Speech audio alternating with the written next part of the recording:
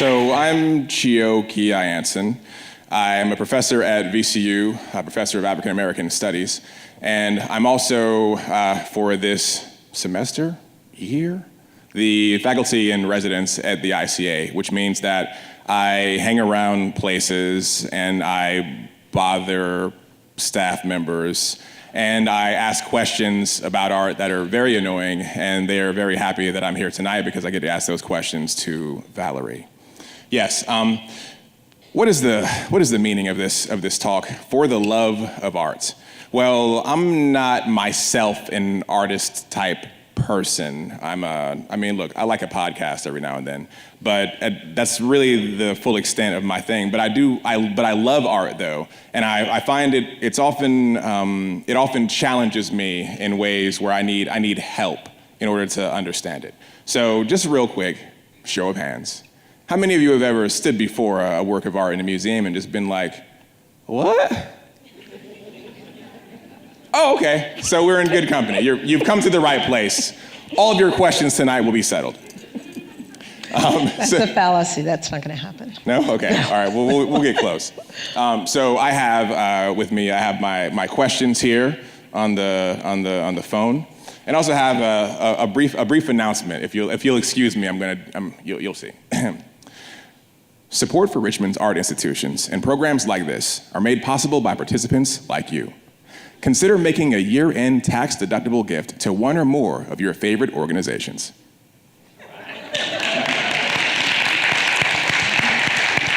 That's lovely. I do my best. It's wonderful. We can't do this without you. That's true. Sometimes you need a hero to ask the dumb questions. I assume you have a cape underneath that jacket? And an S like under the shirt? Yeah. All right, let us begin. We're here to talk about the work of Miss Howardena Pindell. I saw the exhibition. I don't know. I sat there in awe, before these huge pieces. And now I'm very happy because I get to talk to you about it and have all of my questions answered. All right, let's set the stage.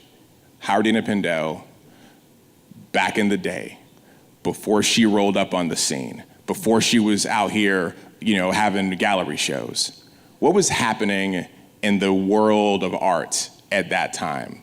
What were cats thinking about? What were they doing? Well, okay, so let's see. She's born in 1943,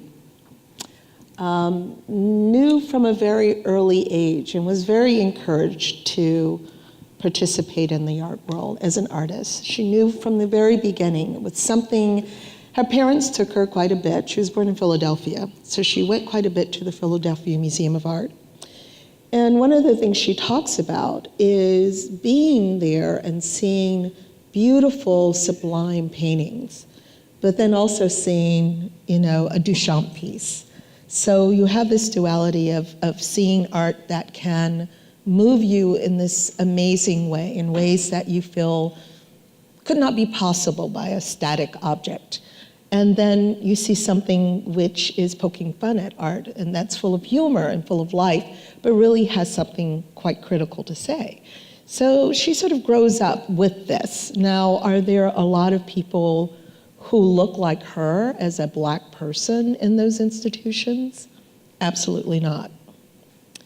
But yet she's encouraged to pursue art as a passion and possibly as a career. So she goes to Boston and she studies academically, very figurative work, and then she decides to go to Yale as a graduate student. Now, both in Boston, she's one of a handful of African Americans there. And at Yale, she is the only Black person at Yale. Now, William T. Williams comes shortly after she starts.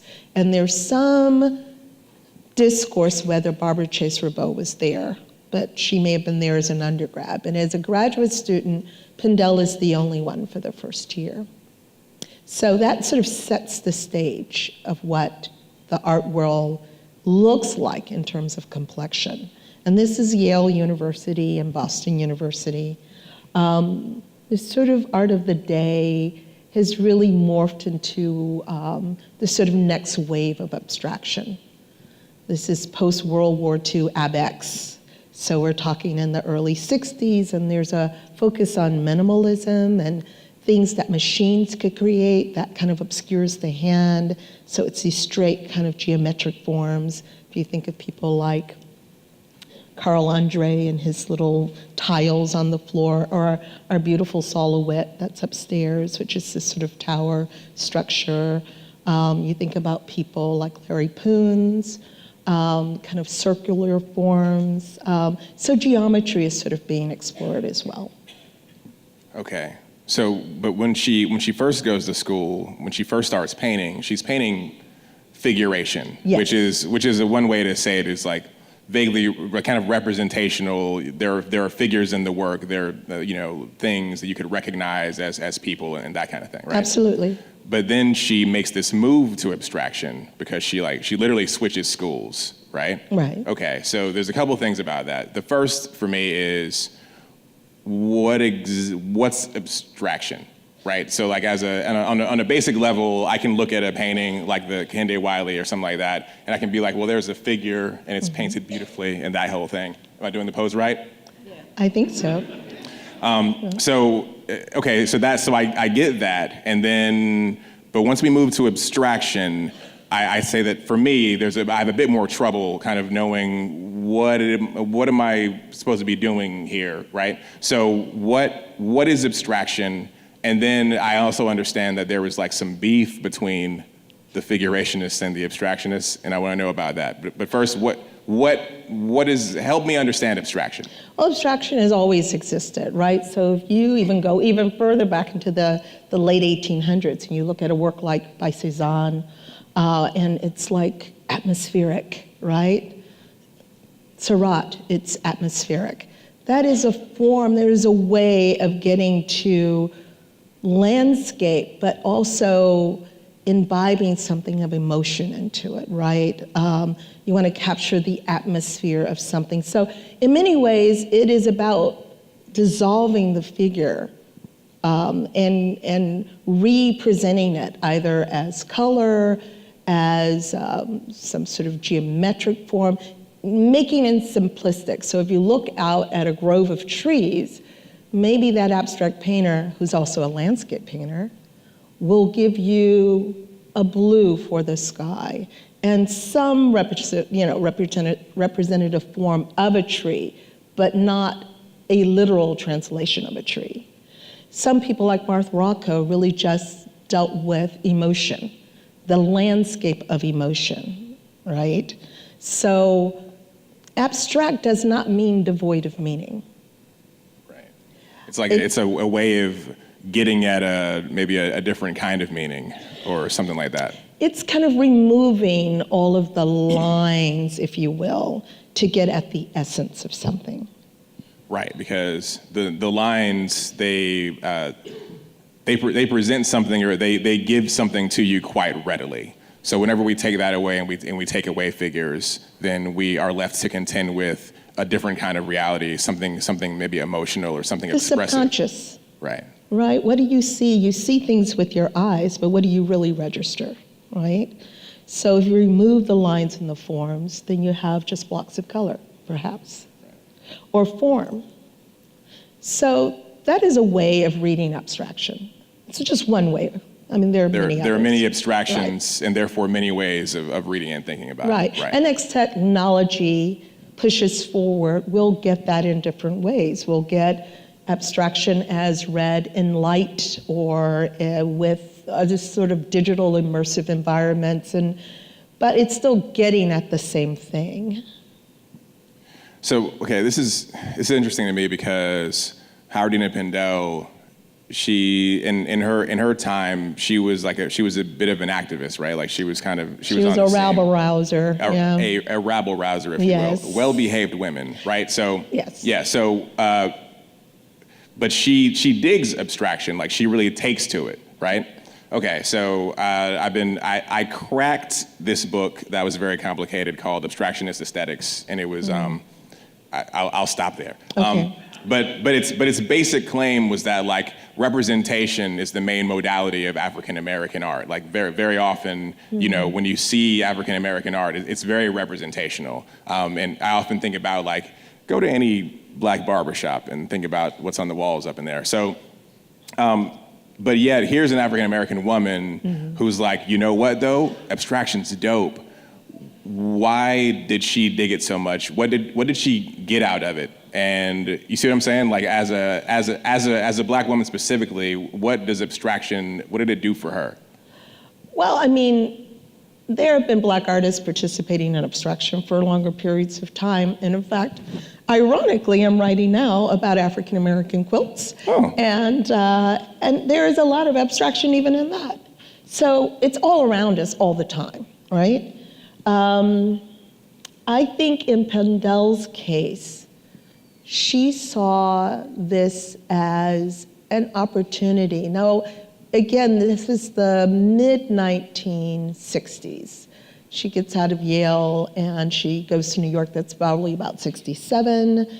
So in terms of what the landscape looks like, now she's coming out of Yale fully prepared to become an artist and move into this world, which really does not embrace her black body, right? So she sees abstraction as a means to assert herself without inserting herself into the picture plane, if that makes sense. In many ways, it becomes a bit of a strategy.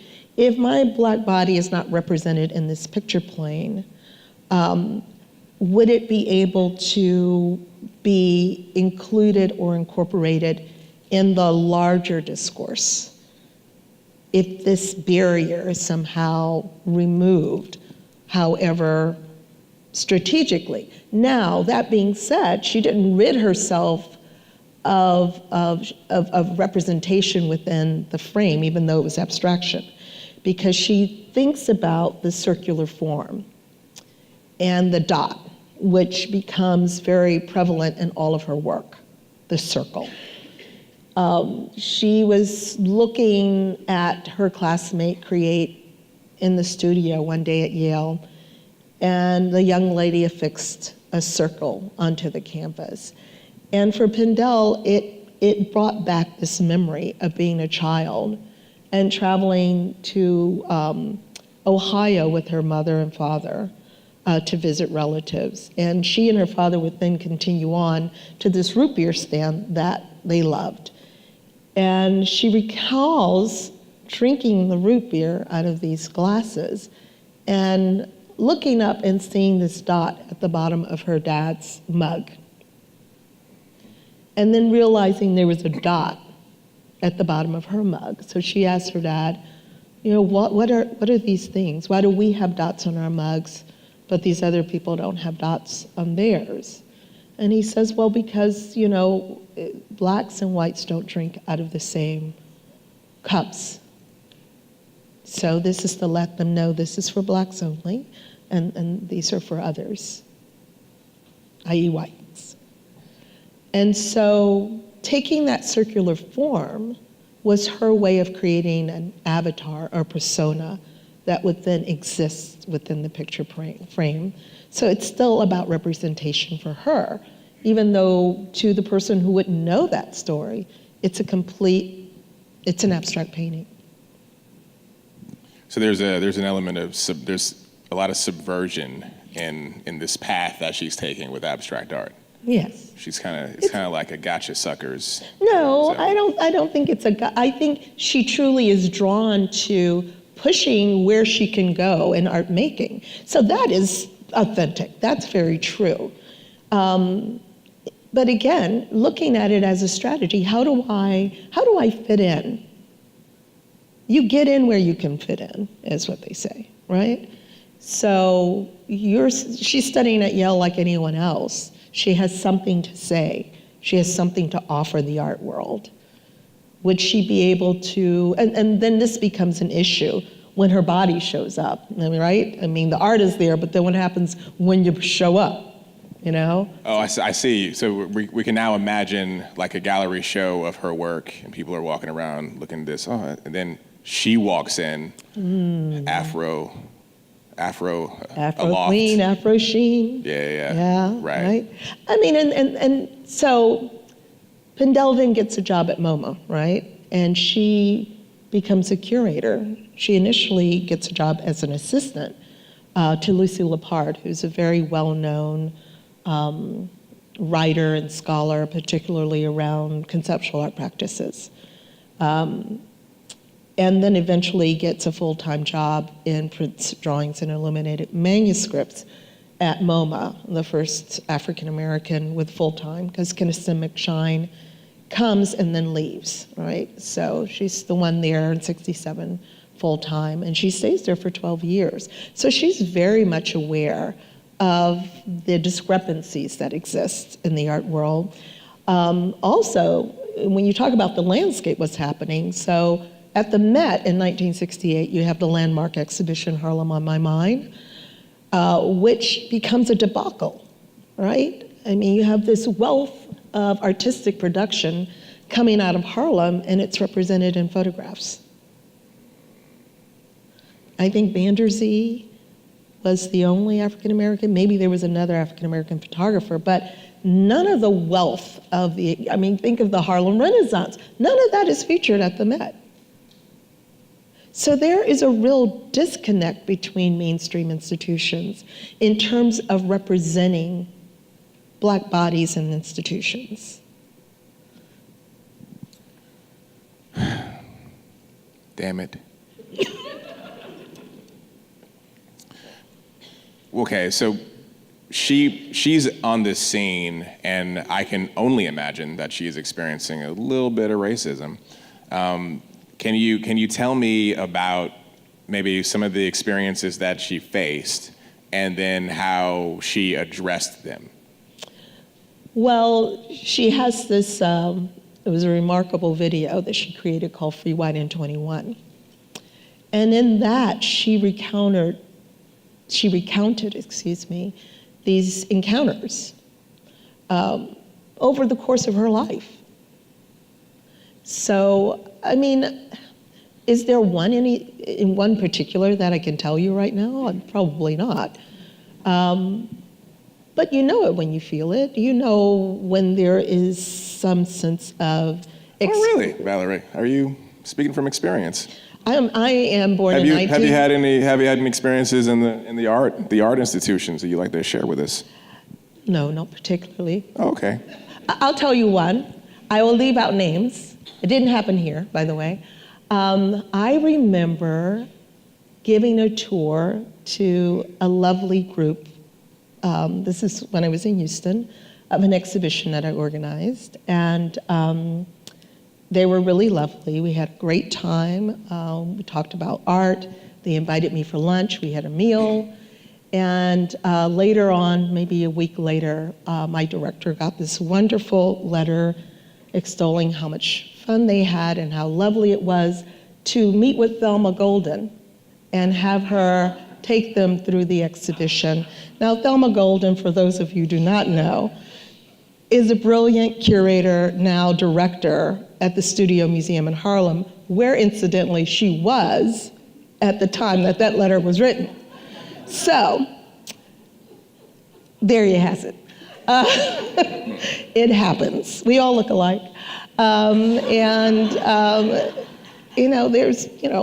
There are disconnects, which is really, I feel like once you break bread with somebody, you should know them. That's my feeling. Yeah. That's my feeling. 2 different states, 2 different cities. Height ratios are different. I would say I just had 2 different people. But yeah. I didn't understand it. But you know what? I kept a copy of that letter hanging up in my office. I'm sure I still have it somewhere in a box. But that is for me to always be mindful that it isn't about blatant racism. It's never about that. Well, sometimes it is. But sometimes it is just what it is. It is just not being predisposed to see. Right, and this is what I like about art, but what I think is sometimes a lesson that maybe people don't get from it, which is that art is supposed to condition and expand your ways of seeing, or that's one thing that it can do, right? And so then, I'm very often speaking for myself, like maybe like a little bit put off at the kind of incredible whiteness of an art space, because I don't necessarily feel that everybody there sees me, for instance, or is seeing the stuff that the thing that you're saying about the dot and like the origin of the dot, for me transforms my experience, right, retroactively of seeing the piece. But like that kind of information, like would it even be there if it wasn't for the fact that you wrote some of the materials like for the exhibition? What you mean, would Pindell have been there? No, like the certain types of information, right? So you know how like well actually we should talk about this phenomenon of being a curator and why that's significant, right? Because let's start at the baseline. What's a curator? Well, it's evolved over time, of course, but technically the definition is caretaker of collection. That's technically.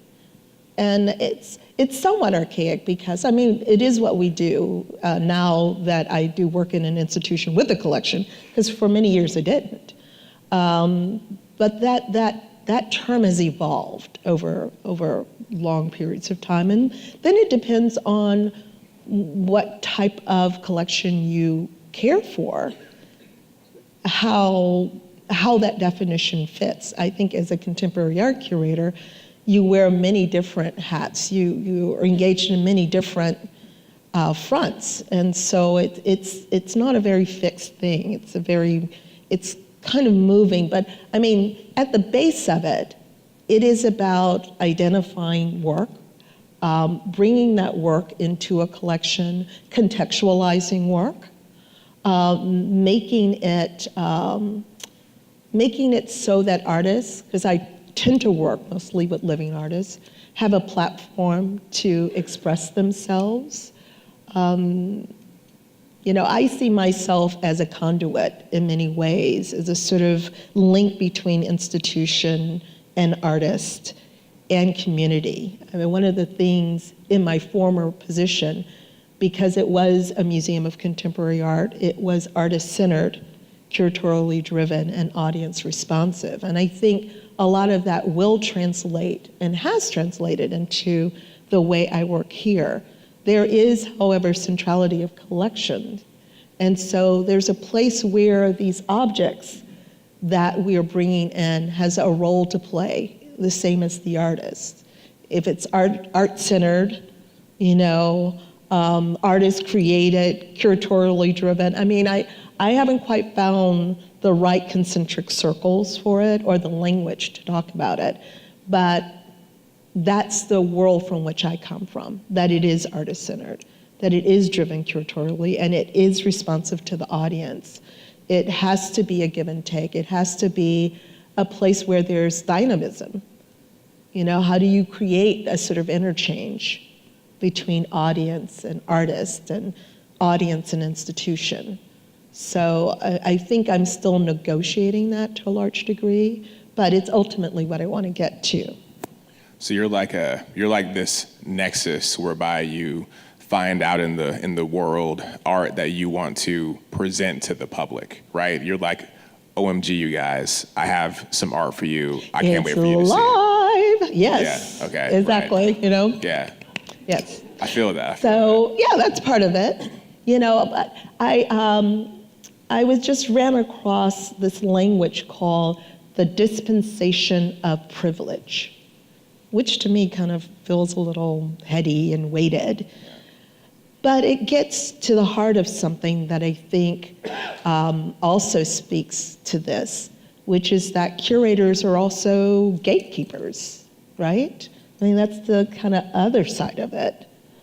And who gets to determine who has value and who shouldn't? right? Right, because you preside over a very kind of important and deluxe space, right? Like the VMFA it's a fancy place. You've done well, but these walls, like what shows up on the walls of a museum, like just the fact of its existence on that wall makes it very significant for lots of people in ways that if it didn't show up in other places or spaces, right? And a curator basically controls that. So a curator gets to say, in some sense, in the sense of the art institution, this work is important, or this work is the work you should be paying attention to. It's important to me. Right. and it's important because my vision should be connected to the institutional vision, right? So it's bringing in something that has something to say that is connected. It's not disconnected, but remember, contemporary art is never fixed. It's this evolving thing, right? So for me, bringing in something that carries some sort of dialogue with works already in the collection or furthers a conversation that we've already begun, those things are important. So in a way, it becomes, of course, subjective. I mean, it's not the royal we, right? I mean, all curators have been hired for their vision and what the institution feels they can do to further that institution's standing. So there is some synergy there, right? I mean, but yes, people want me to look at something and say that I think this is something that we have an opportunity to bring in. It brings value to that work because an institution has it in its holdings. It brings a different context to the work because now it's in conversation with other works of maybe the same period or, so yes, there is a validation element to it. But oftentimes institutions like the VMFA should not exist in a vacuum, right? I mean, it's part of a whole ecology, which is why it's so important that the ICA now exists, right? Because that is a non-collecting institution whose focus is primarily on contemporary art. There's a reason why commercial galleries exist. That is another layer. There are reasons why Viz Arts exist. That's another layer. So municipalities really should have this ecology happening anyway. There should be movements where it is about the huge encyclopedic museum, but it's also a place at VCU where, not even the ICA, but a student-run exhibition. There are various places to encounter art, as it should be always. And we could also imagine then that if you weren't at the VMFA, or if they didn't steal you, from what I understand, at the VMFA, or if there was another curator who was like sitting in your office, there'd be an entirely different. Well, John Ravenel was here before. I mean, it's not, it's not rocket science, and I have a profound respect for John. I've worked with him in different capacities, but we're two different people. We'll have there may be certain things that as contemporary art curators we are aligned with, but then there are other spaces where we will diverge. It's just the idea of having individuals work at different institutions. Yes. Yes. Also, it seems that Howardena Pindell, when she became a curator, she also knew that there was something at stake, and it wasn't simply about the kind of art that she wanted to produce, but also about like having certain types of art be in the space and to get that kind of legitimacy and publicness that previously, or in the hands of somebody else, it may not have showed up, right? Well, I mean, I don't do anything by myself, right? I mean, I have a fearless leader. I have Michael, who's Taylor, Dr. Michael Taylor. So there has to be a culture which fosters and encourages and enables you to do your work. And I will say, at MoMA, Howardena was not always able to do the work. It's one thing, and now there's this huge explosion of Black curators in mainstream institutions all over. And my response to that generally is, they have a seat at the table, but is there a plate with food on it in front of them? Are there resources being provided to curators to do the work? Are they being encouraged to do the work? Is the admin supporting them in doing the work? Where's the governance of the institution? Are they supporting those curators to do the work? As a curator, I don't really have power unless I'm provided that power. I don't buy work and write a check and say it's in the VMFA's collection. Somebody else writes that check. But before that check is written, it has to go through a whole list of approvals. So I can't do anything by myself. Howardena couldn't do anything by herself, and what she found was that there were roadblocks. You may be at that institution, but does that institution foster and encourage your vision? And oftentimes that's not the case. It wasn't the case then, and for many institutions, it still isn't the case. It's a sad state of affairs. Sorry, it's like, end on a bad note. Okay, so. I mean, I think these things have to be said. And I feel very privileged. I would not have left Houston to come here if I felt I was not going to be able to do the work. Right, yeah. And I found kindred spirits here. But that is not always the case. And there is a lot of posturing on behalf of a lot of institutions that want to reflect diversity in their midst, but yet do nothing to encourage those young curators. And that is a real problem. Right. And that's where the audience comes in. That's where viewers come in. That's where you as communities say, I really want to see myself reflected in this institution. You can bring that pressure to bear, right? So. Is everybody a VMFA member? Oh, look at his hands going up in the back. Okay, this is super dope for me because, you know, obviously sometimes I might walk through a museum space and I'll get that feeling. You hit right, but I won't really know how it works or like the inner workings of the thing. But I see now that these pathways and this change, and also why I kind of like it here, because that exhibition was kind of dope. What'd you think of it? I mean, I know that it was a whole thing, and now it's over, and you can look back on it. It's like, my baby. What am I going to say? My baby's ugly? No. My baby's the most beautiful thing that's ever happened. He sure is. He sure is. Aww. Can you, we need to take some questions here in a little bit, but I would like you to tell me about the ideas in Pindell's work that you, in particular, that you were attached to. You know, I think for Howardena, who's turned 75 in April, here was a woman, or is a woman, who, as you can see from the images that are projected behind you, works in so many different ways. And I think people understood some aspects of her work, some dimensions of the work, but not all of it. So it's really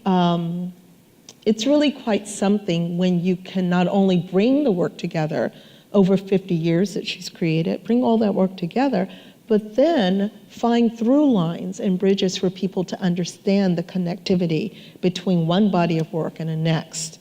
So it's really sort of it's mind mapping, right? You're allowed to do a shorthand of 50 years of a person's mind map.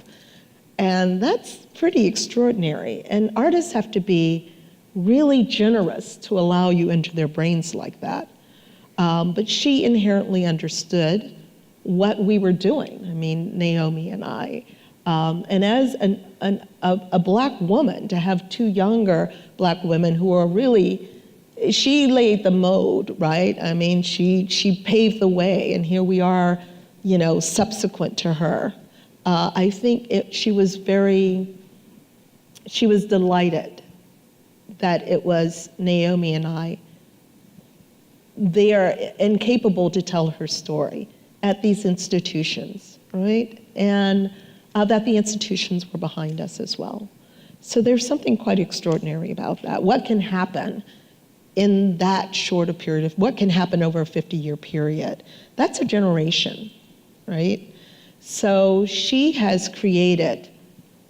started the ball rolling. She was part of the momentum that has enabled us to exist at these institutions. And that's pretty incredible. Yeah. In Chioke's word, that's dope.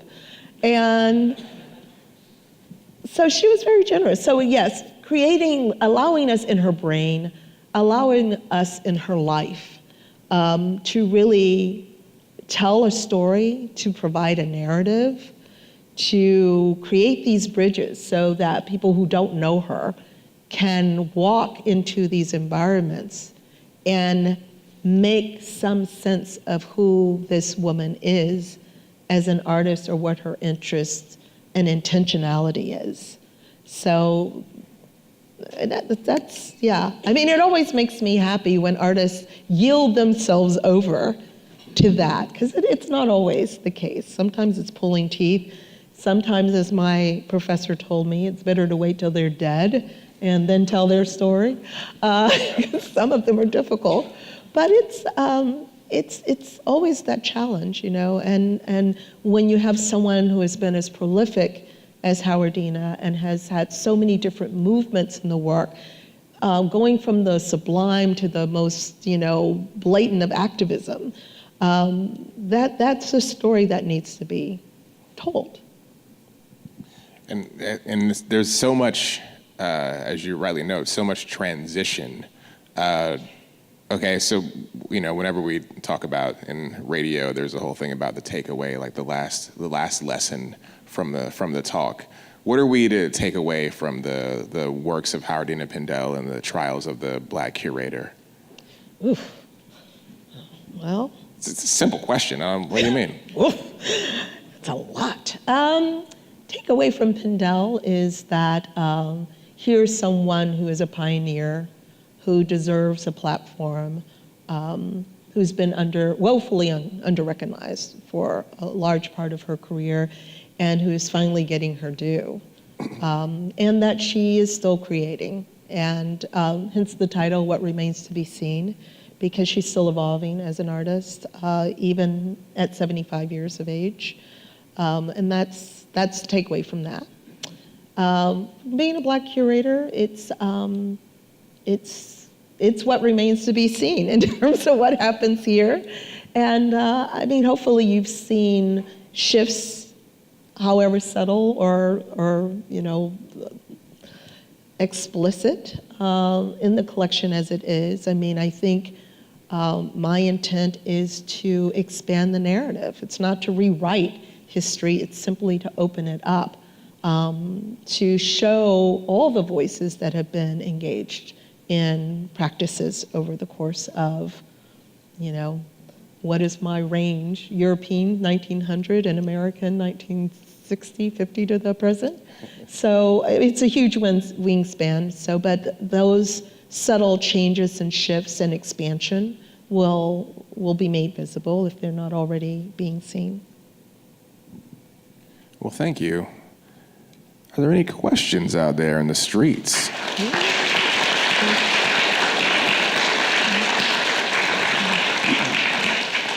We got mics and house lights.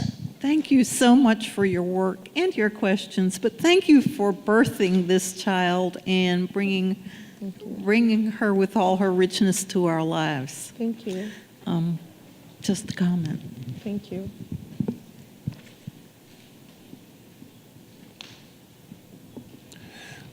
Yes, there is no music soundtrack to cover the walking of the mic to the next question. There you go. Thank you. Thank you for your commentary. I totally loved the show. And it was such an awakening. I am of that generation, and I was embarrassed with myself that I was not aware of her work. And I loved your phrase, active, I've lost it. But the revolutions that were going on at that time, don't you feel that she is on the same amazing part of history that Angela Davis, Malcolm X, all those people, and my people who were working with that, is part of her heritage, even though, like I said, I was not aware of her work. But do you feel that her work is as strong as all of that other stuff that was going on? Absolutely, of course. I mean, the arts is one other element in which to question the world around us and to slowly break down these barriers that exist. It's a way of being civil, maybe sometimes provocative, and having questions and raising issues. And it wasn't just about Howardena being in a black body, it was also about her being in a female body. And so she was very much on the forefront of all the feminist wave. She was one of the founders of Air Gallery in New York. So it was paving the way for people of color, but also for women. And yes, I completely agree. Every drop, flows into a stream. So it takes a multiplicity of people working in a variety of ways to move things, to make things happen, and to shift perspectives. I always say, once you see, you cannot unsee. You can feign ignorance, but you can never be ignorant, right? So I think art plays a major role in that, yes. Hands up front.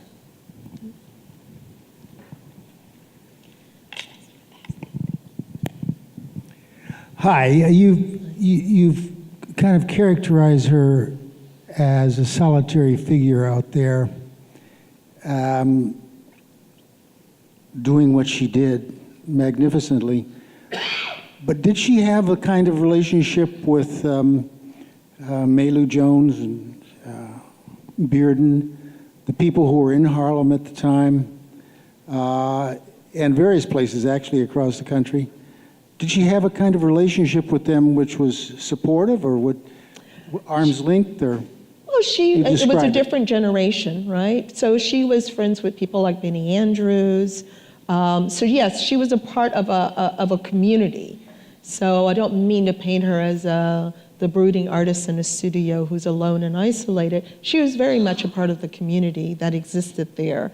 Again, with the founding of the AIR, which were a lot more other women artists. I can't get the exact number out of my head at the moment. But she was also involved in the Black Emergency Cultural Coalition, GAG, the Art Workers Coalition. So in the 1960s, it was a time where it was about a collective movement. And she was very much a part of those collective movements at the time. So absolutely. Hi, I was just wondering if you find the emphasis placed on her status as an abstract artist at all Eurocentric, because I know in the little bit of curatorial work I've done as an undergraduate, I always feel kind of apprehensive when I see artists of color who are working in a figurative practice defined as like less mature in their practice simply because they're figurative artists. I don't think Robert Colescott is less any artist than, I'm not privileging one way of working over another. And one of the interesting things that happens in Howardena's practice is that she starts off as a figurative artist, and then she moves away into full abstraction. And then she comes back in this very hybrid space of being both figurative and abstract. So for me, it's not about privileging one thing over another. I find that there are a lot of contemporary artists who work figuratively today that are incredible artists, that are outstanding artists. Same with abstract artists. And so I think it's how people choose to express themselves and what their modality may be. Did that get to it? Okay, thank you. did you have a question? You're too far front for her to see you. Yes. Thank you. I love the story of the dot. I appreciate it because it really illuminates some of what I saw in the exhibition. But like Chioke started, I'm still struggling, I myself am still struggling to really understand what's the noun, abstractity, and in any medium, really. Some, like jazz might be a little, it just kind of goes over my head. And I notice a lot of the pieces that you're projecting are untitled. And so what does that mean? What does it mean what does it typically mean, do you think, when an artist doesn't give something a title? Are they trying to leave it up to the viewer, or is it because it's just something that kind of gushed out of them and they didn't, I don't know. Do you have a sense of that? Maybe all of it. Maybe all of it. Depends on the artist. Some artists really feel that titles carry weight. Yeah. And it already prescribes a certain kind of intent, right? It already sort of colors something. It's almost like saying, this movie that you're going to go to, it's not here's the ending, but here's the punchline, right? Here's one of the punchlines. And some people don't want to give that away. Some people want you to have a moment of revelation, even if it's your revelation. It may not even been their intent. You can walk away going, God, it's something the artist never intended, right? So a lot of artists may refrain from doing that because it does open the landscape of how you approach it. It opens it up. There are some artists who are very specific. This is the title. This is what I want you to think. This is what I was saying. I want you to hear it. If it doesn't show in the image, I want you to know what I was saying, right? So it just varies. I think it depends on the artist, quite honestly. Some artists are very prolific, and so they're just creating as fast as their mind and their hands will allow them, and they don't want to stop to give something a title. Number 1, number 6, number 10, just going to keep it going. So, I think if you go into an artist studio and you ask them about a title, you will create some anxiety, right? A lot of artists just don't, especially young artists. I mean, that's just like, okay, unless I want you specifically to know what I'm thinking, it carries some anxiety. How are you going to look at this work? Do I close off your experience by giving it a title? Maybe not for you, but you're a different kind of individual. What does this mean, right?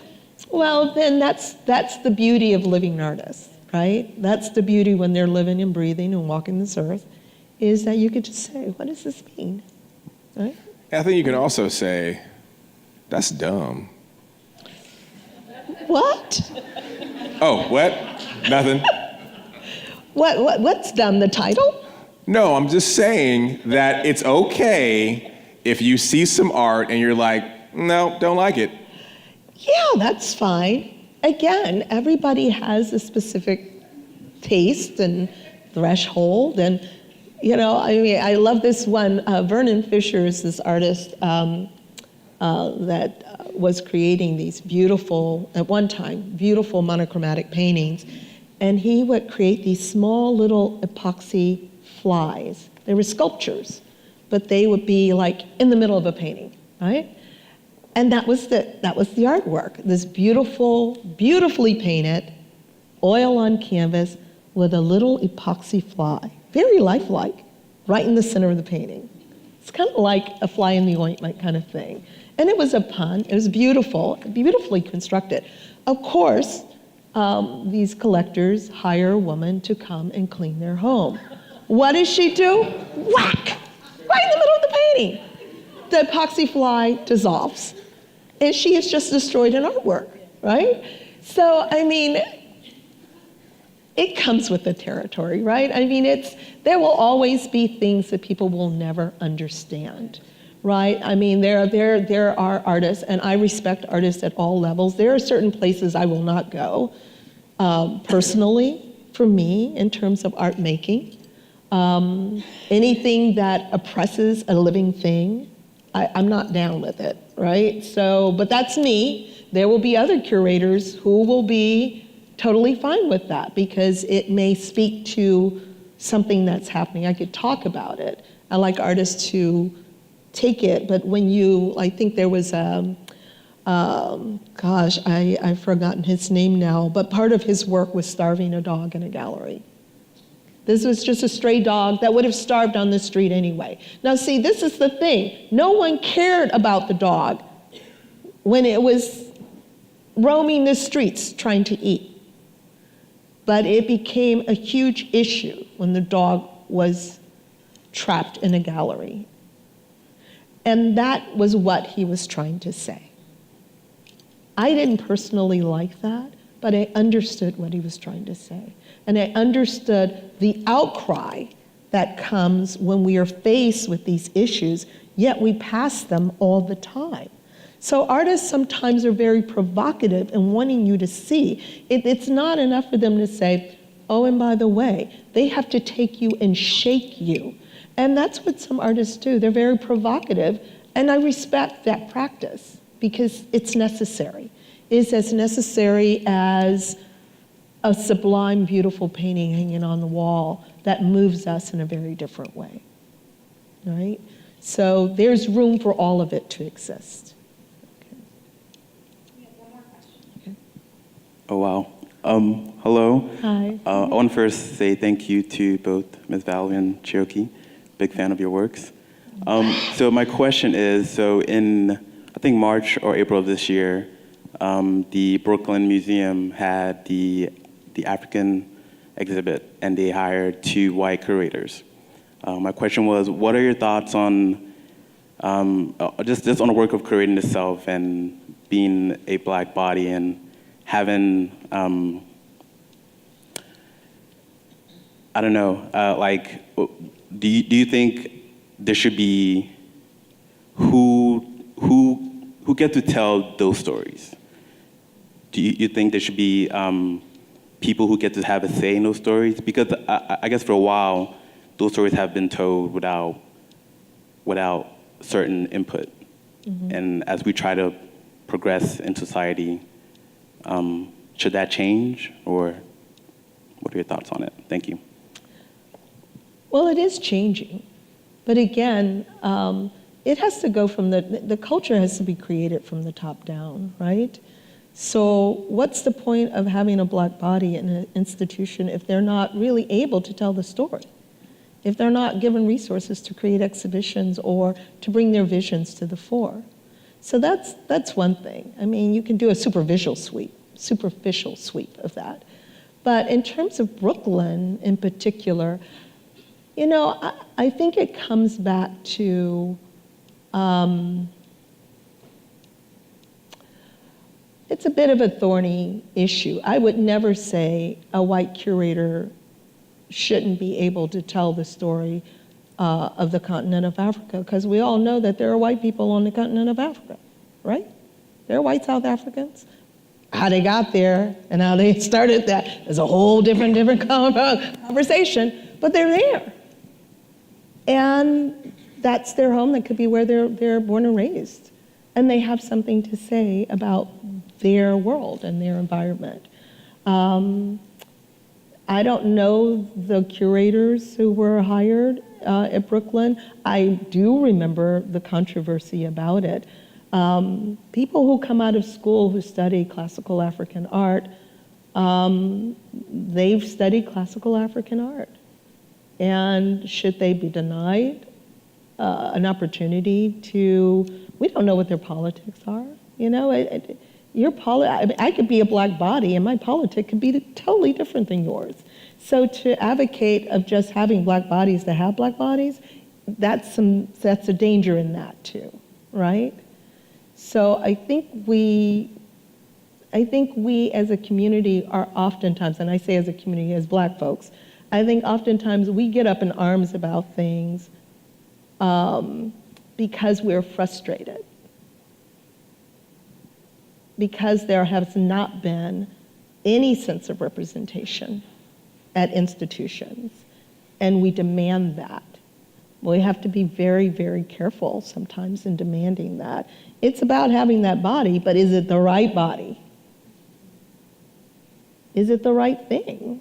And is the institution really behind it? So it's really a double-edged sword all the time, you know, and people have to be studied. I think what was happening in Brooklyn is so much was changing. And what it had been for the community, it suddenly was not.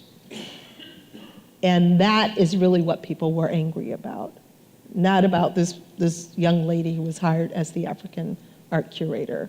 It was about all of the changes that Brooklyn Museum, what was happening. And that became just one of many other factors that people felt that they could voice about. But sometimes it's really not about the argument that's on the table. So, I don't know. That's my takeaway. Sounds good to me. Next Wednesday at the ICA, there will be the last part of the For the Love of Art series, where I'll be talking to Amber Aceva about some wonderful art going on at the current exhibition at the ICA, Hedges, Edges, Dirt. That will be at 4 p.m. You can RSVP if you like at ica.vcu.edu. Thank you. It's at 6 p.m. I had the time wrong. Thank you all very much. Thanks to the VMFA. Thank you to Valerie Cassel Oliver. Thank you, Chioke. Thank you, guys. The conversations are what it's all about. Now let's go listen to some jazz.